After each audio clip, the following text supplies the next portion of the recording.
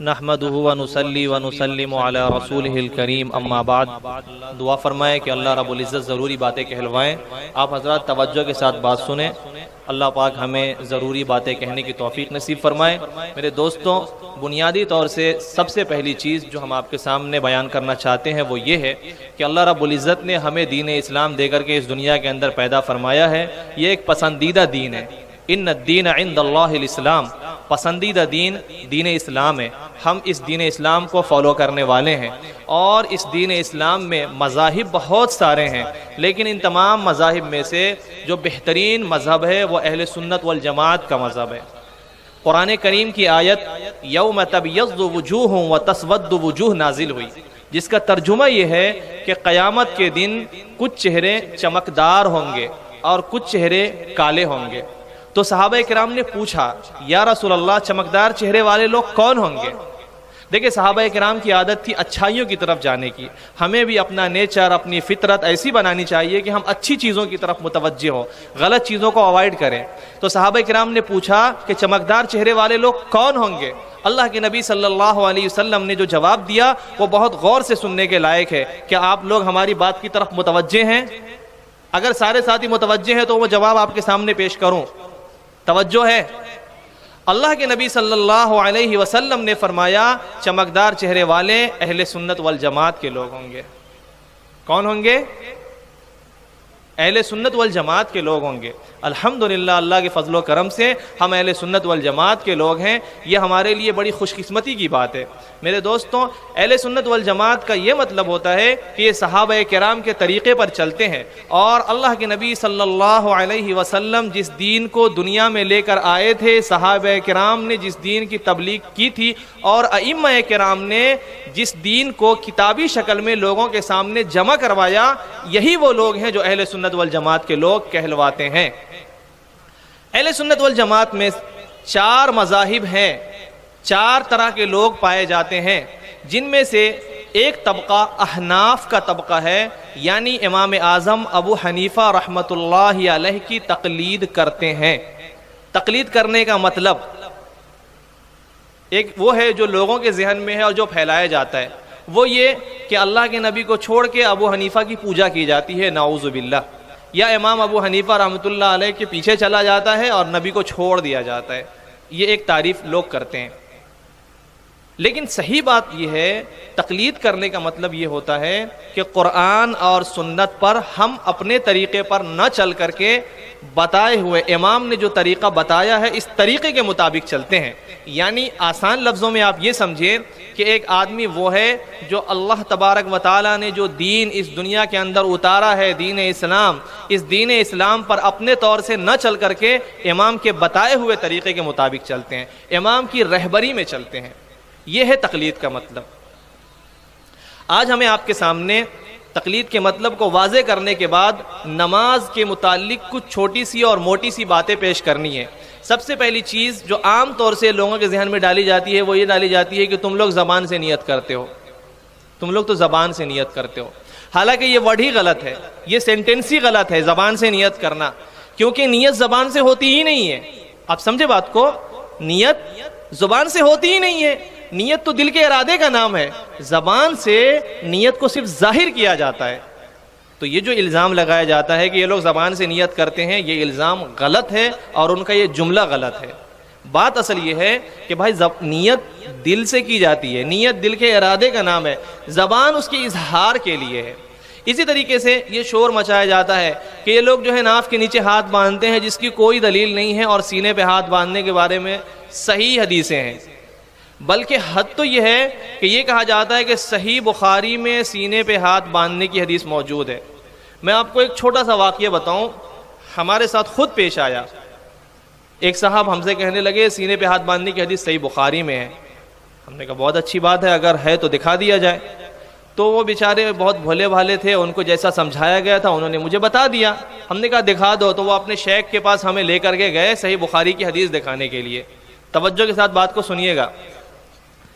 جب شیخ کے پاس گئے تو شیخ کے کان میں جا کے کہا کہ ایسا ایسا ہوا ہے، انہوں نے ہم سے پوچھ لیا، ہم اس طرح نماز پڑھ رہے تھے تو ہم سے پوچھ لیا کہ یہ طریقہ کیسا ہے ہمیں بتاؤ۔ تو ہم نے اس کو بتا دیا کہ بھائی ایسا طریقہ صحیح طریقہ ہے، یہی سنت طریقہ ہے، اللہ کے نبی کا یہ طریقہ ہے، صحیح بخاری میں لکھا ہے۔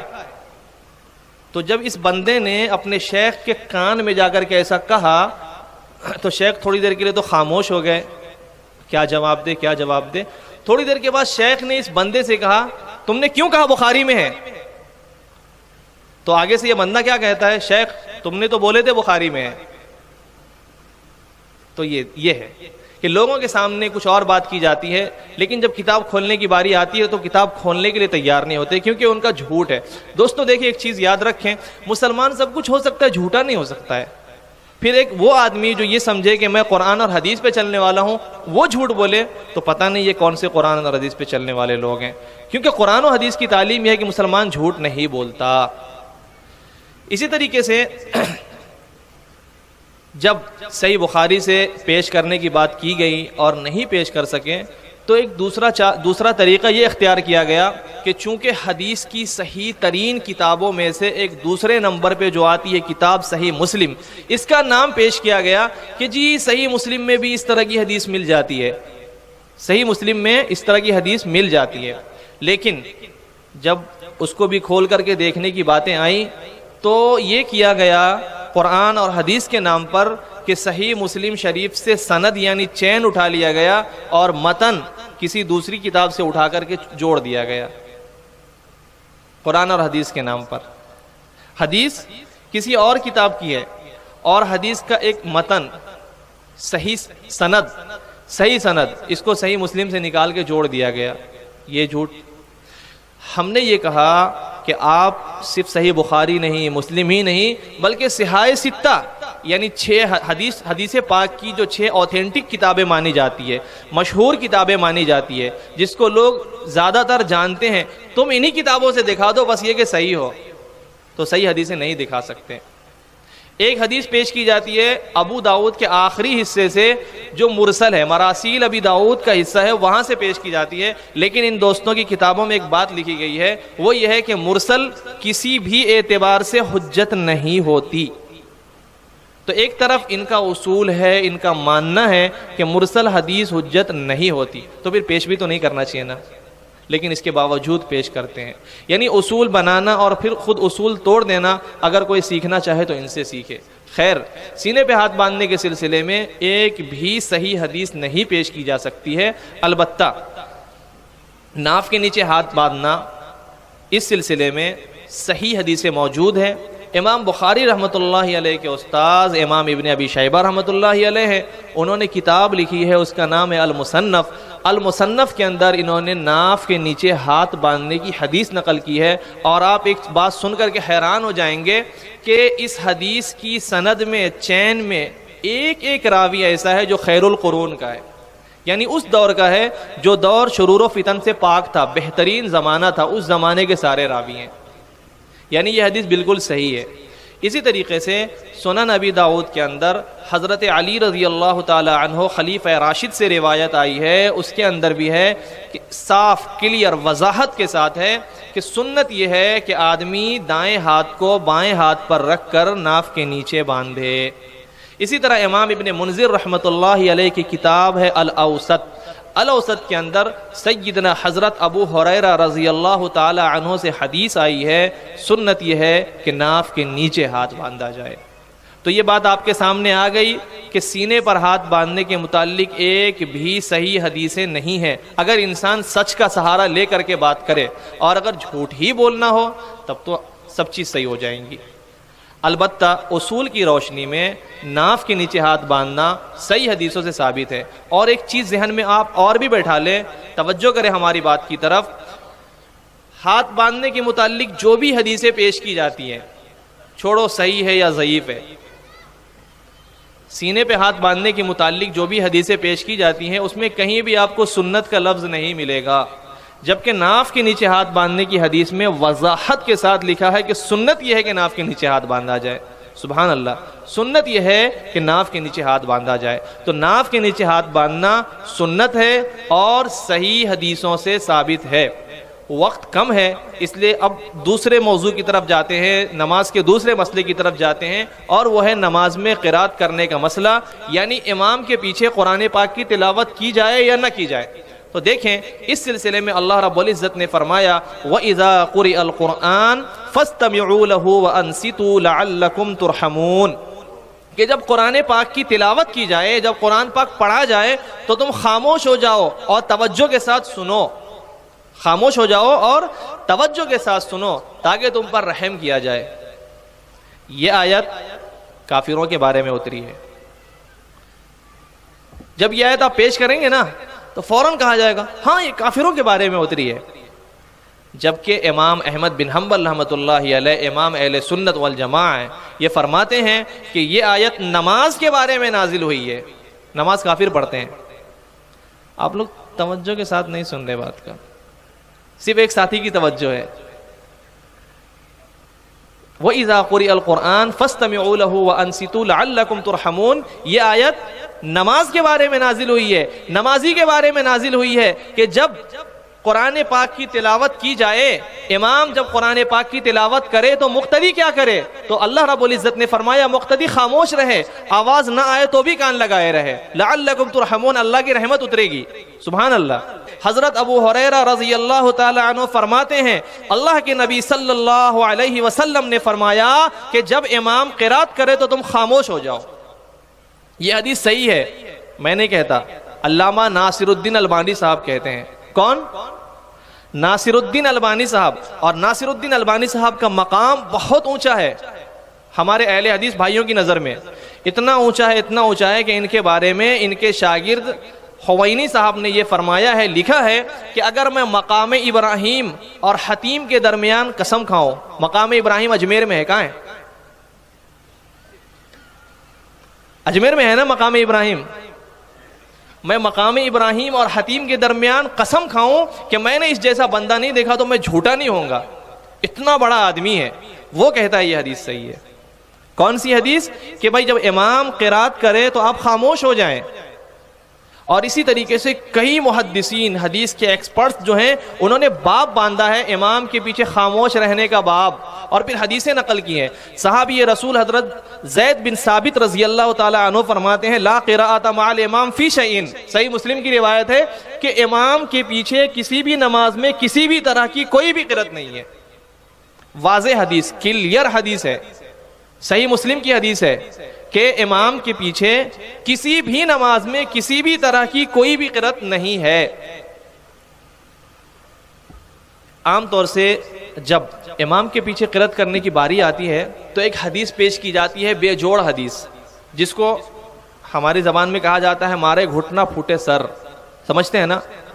کسی کا سر پھوڑنا ہو تو مار دیے گھٹنے میں، بول دیا میں نے سر پھوڑ دیا اس کا، ایسا۔ جب کبھی یہ ٹاپک چھڑتا ہے امام کے پیچھے قرات کرنے کا تو فوراً کہا جاتا ہے جی صحیح بخاری میں ہے، کیا بنا سورہ فاتحہ کی نماز ہوتی ہی نہیں، بنا سورہ فاتحہ کے نماز ہوتی نہیں۔ تو میرے دوستوں سمجھنے کی ضرورت ہے، توجہ کے ساتھ سنیں اور سمجھنے کی ضرورت ہے کہ میرے بھائیوں میرے دوستوں یہ حدیث ہم اپنی سمجھ سے سمجھنا چاہتے ہیں یا اسلاف کے بڑوں کی سمجھ کے مطابق سمجھنا چاہتے ہیں؟ صحابہ کرام نے اس حدیث کا کیا مطلب سمجھا ہے؟ حدیث کے جو روایت کرنے والے لوگ ہیں ان لوگوں نے کیا مطلب سمجھا ہے؟ تو دیکھیں صحابی رسول حضرت جابر ابن عبداللہ رضی اللہ تعالی عنہ ہیں، وہ فرماتے ہیں کہ اس حدیث کا تعلق اکیلے نمازی سے ہے، جو اکیلے نماز پڑھتا ہے جسے ہم منفرد کہتے ہیں، اس سے اس حدیث کا تعلق ہے کہ بھائی اگر آپ منفرد ہیں تو آپ کی نماز بنا سورہ فاتحہ کی نہیں ہوگی، پڑھنا ضروری ہے۔ ہم بھی کہتے ہیں بالکل پڑھنا ضروری ہے، لیکن امام کے پیچھے ہو تو کیا کرنا؟ تو صحیح مسلم کی حدیث صاف ہے امام کے پیچھے ہو تو نہیں پڑھنا، سنن نسائی کی حدیث صاف ہے صحیح ہے امام کے پیچھے ہو تو نہیں پڑھنا، سنن ابن ماجہ کی حدیث ہے صاف ہے کلیئر ہے امام کے پیچھے ہو تو نہیں پڑھنا، موطا مالک کی حدیث ہے امام کے پیچھے نہیں پڑھنا، اور بھی کئی حدیثیں ہیں، اور بہت سارے محدثین ہیں جنہوں نے اس باب پہ باب باندھا ہے کہ امام کے پیچھے خاموش رہنا چاہیے، امام کے پیچھے خاموش رہنا چاہیے۔ اچھا چھوڑو جانے دو، علامہ ناصر الدین البانی صاحب کا نام ابھی سنا آپ نے نا؟ سنا نا آپ نے نام؟ انہوں نے کتاب لکھی ہے صفت و صلاۃ النبی، نبی اکرم صلی اللہ علیہ وسلم کی نماز کیسی تھی یہ بتانے کے لیے کتاب لکھی ہے۔ انہوں نے اس کتاب کے اندر حدیثیں نقل کی ہے، حدیثوں کے نام پہ جھوٹ بولیں گے کیا؟ انہوں نے حدیث نقل کی ہے، اور حدیث نقل کرنے کے بعد لکھا ہے جہری نمازوں میں امام کے پیچھے قرات کرنا منسوخ ہے۔ فجر، مغرب، عشاء امام کے پیچھے نہیں پڑھ سکتے قرات، تو انہوں نے بھی بتا دیا ہے کہ جی امام کے پیچھے آپ قرات نہیں کر سکتے۔ دیکھیے اس ٹاپک پہ اور بھی بہت ساری باتیں ہیں، لیکن ہمارے ادھر کے بیٹھنے والے حضرات میرا منہ بار بار دیکھ رہے ہیں کہ کب یہ بند کرے۔ تو اب آگے بڑھتے ہیں، رفع یدین کا مسئلہ۔ رفع یدین، رفع یدین کے بارے میں جب کبھی بات ہوتی ہے نا تو آپ کو یہ کہا جاتا ہے تم رفع یدین نہیں کرتے، کہا جاتا ہے تم لوگ رفع یدین نہیں کرتے، حالانکہ یہ بات بالکل جھوٹ ہے کہ تم لوگ رفع یدین نہیں کرتے۔ نہیں کرتے، آپ لوگ کرتے ہیں نا، ہم بھی کرتے ہیں، وہ بھی کرتے ہیں۔ رفع یدین کے ٹاپک پہ جب بات ہو تو اصل چیز سمجھنے کی یہ ہے کہ احادیث مبارکہ میں کتنی جگہوں پہ رفع یدین کرنے کا ذکر آیا ہے۔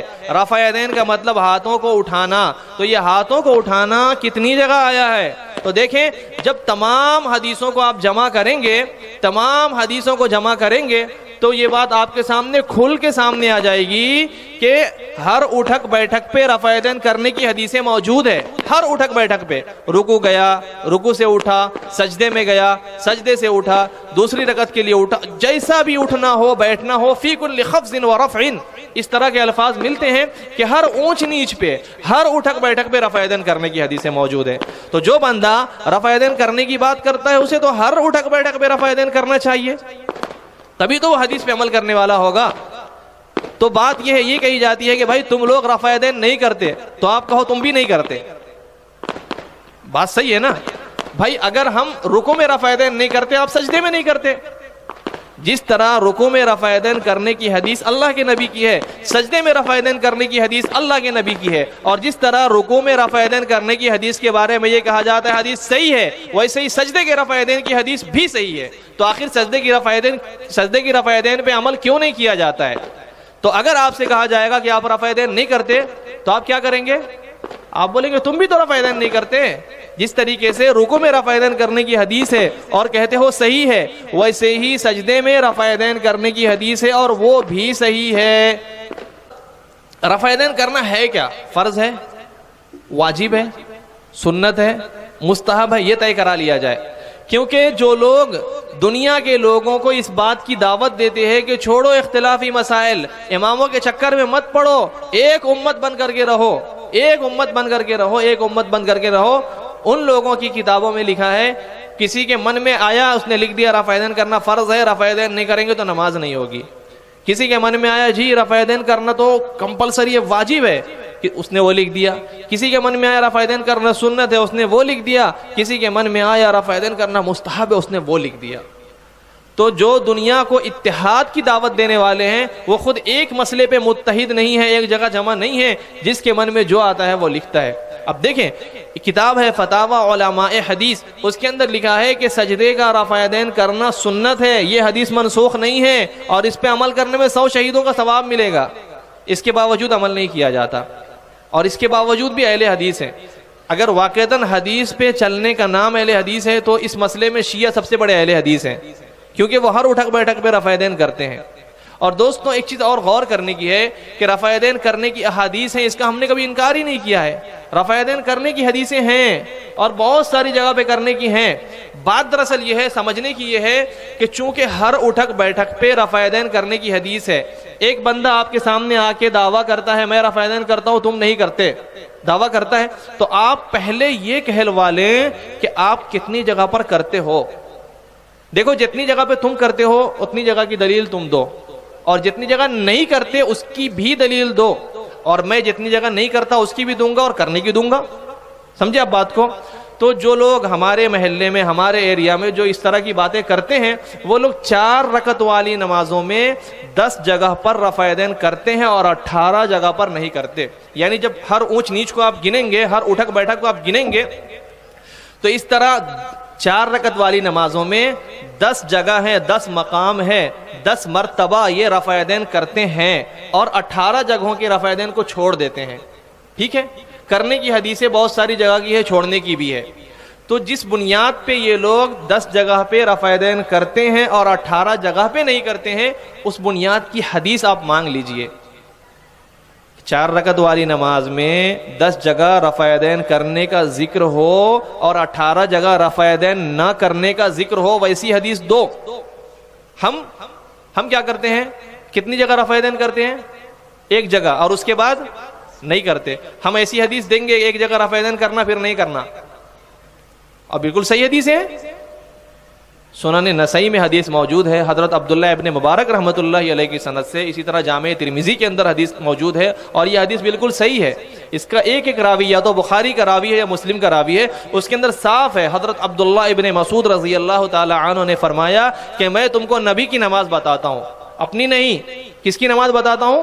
نبی کی نماز بتاتا ہوں۔ پھر انہوں نے حضور پاک صلی اللہ علیہ وسلم کی نماز پڑھ کر کے بتائی، طریقہ بتایا، اور اس میں یہ بیان فرمایا کہ صرف شروع نماز میں رفع یدین ہے، اس کے بعد نہیں ہے۔ تو ہم اس طرح کی حدیثیں پیش کر دیتے ہیں الحمدللہ۔ تو جس کا یہ ماننا ہے کہ 10 جگہ رفع یدین کرنا ہے، 18 جگہ نہیں کرنا ہے، تو وہ اس کی حدیث دے جس میں لکھا ہو 10 جگہ کرنا، 18 جگہ نہیں کرنا، جیسا کہ ہم نے دکھایا ہے۔ ایک چیز اور ہے اس سلسلے میں غور کرنے کی ہے، آپ کو ایک بھی حدیث ایسی نہیں ملے گی جس کے اندر اللہ کے نبی صلی اللہ علیہ وسلم نے رفع یدین کرنے کا حکم دیا ہو، ایک بھی حدیث نہیں ملے گی۔ اور چھوڑنے کا حکم اللہ کے نبی نے دیا ہے، چھوڑنے کا حکم اللہ کے نبی صلی اللہ علیہ وسلم نے دیا ہے، بلکہ رفع یدین کرنے کو ناپسند بھی کیا ہے، اور ناپسندیدگی کا اظہار سخت الفاظ میں کرتے ہوئے فرمایا مالی اراکم رافعی ایدیکم کانہا اذناب خیل شمس، کہ یہ جو تم لوگ ہاتھوں کو اس طرح اٹھا رہے ہو شریر گھوڑوں کی دم کی طرح، مجھے کیا ہو گیا کہ میں تم کو اس طرح کرتے دیکھ رہا ہوں؟ مجھے کیا ہو گیا کہ میں نماز میں تم لوگوں کو اس طرح کرتے دیکھ رہا ہوں؟ اسکنوا فی الصلاۃ، نماز میں سکون اختیار کرو، نماز سکون اختیار کرنے کے لیے ہے۔ اور اسی طریقے سے چلتے ہیں آمین کے مسئلے کی طرف، کیونکہ وقت بہت کم ہے۔ آمین کے مسئلے کی طرف چلتے ہیں۔ دیکھیں آمین، یہ آمین جو ہے نا دعا ہے۔ امام بخاری رحمۃ اللہ علیہ صحیح بخاری کے اندر حضرت عطا رحمۃ اللہ علیہ کا قول نقل کرتے ہیں، فرماتے ہیں قال عطا آمین دعاء، کہ آمین دعا ہے۔ تو دعا کے بارے میں اصول کیا ہے، قانون کیا ہے؟ اللہ رب العزت نے قرآن کریم میں بیان فرمایا ادعوا ربکم تضرعا وخفیا، کہ تم اپنے رب سے دعا جو کرو آہستہ سے کرو، چپکے سے کرو، گڑ گڑاتے ہوئے کرو۔ تو جب آمین دعا ہے تو قرآن کریم سے جو مسئلہ ثابت ہوتا ہے وہ یہ کہ آمین آہستہ کہنی چاہیے۔ اور اس سلسلے میں عام طور سے ایک بات کہی جاتی ہے کہ جی آمین زور سے کہنے کی حدیث ہے، ترمذی شریف میں ہے اور دوسری کتابوں کے اندر ہے۔ تو بہت آسان سی بات ہے، بہت آسان سی بات ہے، آمین زور سے کہنے کی جو یہ حدیث پیش کی جاتی ہے وہ صحیح نہیں ہے۔ فرقہ اہل حدیث کے عالم علامہ ناصر الدین البانی صاحب فرماتے ہیں اپنی کتاب سلسلہ، انہوں نے پوری کتابیں جمع کی ہے سلسلہ احادیث صحیحہ اور ضعیفہ کے نام سے، اس کے اندر بیان فرماتے ہیں کہ امام کے پیچھے مقتدیوں کے لیے آمین زور سے کہنے کی ایک بھی صحیح حدیث مجھے نہیں ملی۔ جو لائبریری میں رہتا تھا اور لائبریری میں مر گیا اس کو تو نہیں ملی، اور جو روڈ پہ رہتا ہے اس کو مل گئی ہے۔ سبحان اللہ، بات بڑی صاف ہے۔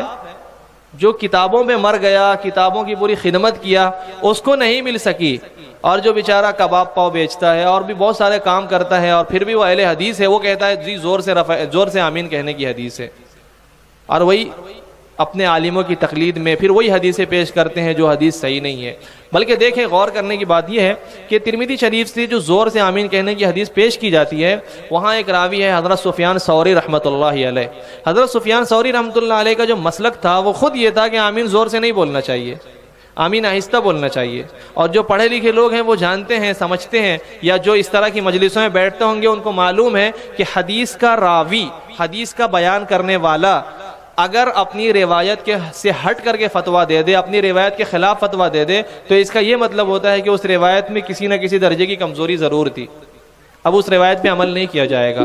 تو اس حدیث کے راوی حضرت سفیان ثوری رحمۃ اللہ علیہ کا عمل زور سے آمین کہنے کا نہیں تھا بلکہ آہستہ آمین کہنے کا تھا۔ تو یہ 4 موٹے موٹے مسئلے ہم نے آپ کے سامنے بیان کیے۔ اب ایک سوال آپ کے ذہن میں آ رہا ہوگا، یا نہیں آئے گا تو کوئی سوال کر دے گا، آج نہیں تو کل کرے گا، واہ ابھی ہم لوگ ادھر ہاتھ باندھتے ہیں تو غلط ہے، رفع یدین کرتے ہیں تو غلط ہے، جیسا کہ تمہارے مفتی صاحب بول کے گئے۔ مکہ مدینہ والے بھی تو کرتے ہیں، مکہ مدینہ والے بھی کرتے ہیں رفع یدین، یہ کہا جاتا ہے، اور یہ کہہ کر کے جو ہے نا لوگوں کو بہت ڈائیورٹ کیا جاتا ہے، بہت کنفیوز کیا جاتا ہے۔ تو دیکھیں بات سمجھنے کی ہے، مکہ مدینہ والے ادھر ہاتھ باندھتے ہی نہیں ہے، یہ بہت بڑا جھوٹ ہے جو مکہ اور مدینہ والے کے نام سے کہا جاتا ہے کہ وہ ادھر ہاتھ باندھتے ہیں۔ آج کی فاسٹ دنیا آپ خود انٹرنیٹ پہ دیکھ سکتے ہیں کہ حرم شریف کے امام کہاں ہاتھ باندھتے ہیں، اور حضرت مفتی آصف صاحب خود وہاں سے پڑھ کر کے آئے ہیں، وہاں رہ کر کے آئے ہیں، انہوں نے خود دیکھا ہے کہ وہاں کے امام حضرات کہاں پہ ہاتھ باندھتے ہیں۔ اور اسی طریقے سے وہاں جو ہے امام احمد بن حنبل رحمۃ اللہ علیہ کا مسلک چلتا ہے۔ امام احمد بن حنبل رحمۃ اللہ علیہ کے مسلک کی 17-18 کتابوں کے حوالے ہمارے دوستوں نے جمع کیے، اس میں صاف موجود ہے کہ سینے پہ ہاتھ نہیں باندھا جائے گا، بلکہ یا تو ناف سے نیچے باندھا جائے گا یا ناف پر ہاتھ باندھا جائے گا۔ سنت یہ ہے کہ یا تو ناف سے نیچے باندھا جائے گا یا ناف پر باندھا جائے گا۔ اسی طرح رفع یدین کرنے کی بات ہے، تو دیکھیں سمجھنے کی بات یہ ہے، بہت توجہ کے ساتھ سنیے گا، یہ ایک ایسا اعتراض ہے جو سال بھر میں 10 مرتبہ یہ اعتراض کیا جاتا ہے۔ کبھی آپ کے سامنے کیا جائے گا، آپ کو جواب مل جائے گا تو ان کے سامنے کیا جائے گا۔ تو اگر سارے ساتھی توجہ کے ساتھ سن لیں گے، اس جواب کو ذہن میں بیٹھا لیں گے تو آپ خود مطمئن رہیں گے اور لوگوں کو سمجھا سکتے ہیں۔ دیکھیں یہ کیا ہے، داڑھی کیا ہے؟ مسلم کے چہرے پہ ہو تو اس کا احترام کرنا چاہیے، عزت کی چیز ہے، ثواب کا ذریعہ ہے۔ لیکن اگر ایک وہ آدمی ہے جس نے کلمہ نہیں پڑھا ہے اور وہ کسی اور طبقے سے تعلق رکھتا ہے، اس کے چہرے پہ داڑھی ہو تو کیا اس کی وجہ سے اس کی عزت بڑھ جائے گی؟ کوئی ویلو نہیں ہے اس کی۔ یہی حال ہے وہاں کے رفع یدین میں اور یہاں کے رفع یدین میں۔ وہاں کا رفع یدین مسلمان کی داڑھی کی طرح ہے اور یہاں کا رفع یدین دوسروں کی داڑھی کی طرح ہے۔ یہ میں دشمنی میں نہیں کہہ رہا ہوں، ہو سکتا ہے ہمارے ساتھیوں کے ذہن میں آ جائے بہت عجیب آدمی ہے یار، اس طرح کی سخت باتیں کرتا ہے، تو اللہ کی قسم بالکل سخت بات نہیں ہے، دلائل کی روشنی میں یہ بات ہے، بات کو سمجھے۔ مکہ مدینہ والے رفع یدین کرتے ہیں، لیکن آپ مکہ مدینہ والوں کی نماز کو جب ان کو نماز پڑھتے دیکھیں گے تو وہ نماز میں روتے بھی ہیں، لیکن آپ نے کبھی نہیں دیکھا ہوگا یہاں کے رفع یدین کرنے والے روتے ہیں نماز میں، کیونکہ ان کا مقصد ہے ہی نہیں یہ سب کام کرنا، انتشار کرنا ہے، اختلاف کرنا ہے۔ یہی وجہ ہے کہ مکہ مدینہ والے، مثال کے طور پہ حضرت امام الشافعی رحمۃ اللہ علیہ، امام الشافعی رحمۃ اللہ علیہ کا مسلک ہے رفع یدین کرنے کا، شفاف رفع یدین کرتے ہیں، اس کے باوجود انہوں نے لکھا ہے کہ اگر کوئی آدمی رفع یدین نہیں کرتا ہے اس کی بھی نماز ہو جاتی ہے، ٹھیک ہے۔ اور ایک آج کے لوگ ہیں رفع یدین کرنے والے، انہوں نے اپنی کتاب میں لکھا ہے رفع یدین نہیں کرے گا تو نماز نہیں ہوگی۔ تو یہ ہے وہ فرق، دشمنی ادھر سے نہیں ہے ادھر سے ہے۔ اور بھی بہت ساری باتیں ہیں، لیکن اتنے کم وقت میں ہم آپ کے سامنے باتیں نہیں کر سکتے، اور خاص کر اپنے بڑوں کے بیچ میں ہمارے مہمان محترم حضرت مولانا حلیم اللہ صاحب دامت برکاتہم العالیہ بھی تشریف لا چکے ہیں، اور بہت سارے ساتھی آنکھ اس طرح گھما گھما کے ہماری طرف دیکھ رہے ہیں، اس لیے اپنی بات کو ہم یہیں ختم کر دیتے ہیں۔ لیکن ہم آپ سے جدا نہیں ہوں گے، ہم اسی ممبئی شہر میں رہتے ہیں، اور الحمدللہ اسی سلسلے میں جو ہے چھوٹی موٹی ایک محنت کی جاتی ہے، جیسے کہ آپ کے اسی قریبی ایریا میں ہمارے پائپ روڈ پہ ہمارے دوست و احباب نے جو قائم کیا ہے الاجماع فاؤنڈیشن، وہ بھی اپنی جگہ کام کر رہا ہے، وہاں بھی حضرت مفتی صاحب بیٹھتے ہیں، 2 وقت صبح سے رات تک 10 بجے تک کھلا رہتا ہے۔ اور اسی طرح ساکی ناکہ میں، ساکی ناکہ کرلا 90 فٹ روڈ پہ ہے AIC، جس کے زیر اہتمام یہ جلسہ منعقد کیا گیا ہے، وہاں ہم رہتے ہیں اور مفتی مامون صاحب رہتے ہیں، اور بھی دوستوں کا، ہمارے ساتھیوں کا آنا جانا لگا رہتا ہے۔ کبھی بھی اس طرح کی کوئی بات ہو، آپ سہولت سے جہاں پہنچ سکتے ہوں، جس سے رابطہ کر سکتے ہوں، ہمارے الاجماع فاؤنڈیشن کے احباب سے، وہاں کے مفتی صاحب سے، وہاں کے انٹرنیٹ یوٹیوب کے چینل کے ذریعے سے، لنک کے ذریعے سے، ویب سائٹ کے ذریعے سے، یا اسی طریقے سے سہولت سے اگر آپ وہاں پہنچ سکتے ہو AIC ساکی ناکہ، تو آپ وہاں آئے، کانٹیکٹ نمبر ہے، پمفلیٹ تقسیم کیے جائیں گے، فیڈ بیک دیے جائیں گے، وہ آپ پمفلیٹ لے لیں، کچھ سوالات وغیرہ ہیں وہ آپ لے لیں، فیڈ بیک فارم لے لیں، تاثراتی فارم کہ یہ جلسہ آپ کو کیسا لگا، کیا اس طرح کے جلسے ہونے چاہیے، کیا لوگوں کی اصلاح کے لیے اس طرح کی مجلسیں ہونی چاہیے، یہ ساری باتیں اس کے اندر ہیں، اس کو لے لیں اور بھر دیں۔ گستاخی معاف فرمائے، باتیں بہت ساری ہو گئیں، اللہ پاک ہم سب کو کہنے سننے سے زیادہ عمل کی توفیق نصیب فرمائے۔ این دعا ازمن و از جملہ جہاں آمین بعد، وآخر دعوانا ان الحمد للہ رب العالمین۔